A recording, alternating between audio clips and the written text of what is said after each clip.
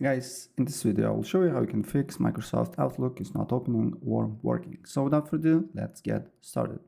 First of all, go and search and look for Outlook. Then right click on it and run as admin and look if the problem persists. If the problem persists, then right click again, go to app settings. Then here we need to wait for a couple of seconds until you see this window here, and then press repair and then press reset. And after that, look if the problem persists and look if the app is opening or not. And if this does not work, then what is just to do here is to write run on search.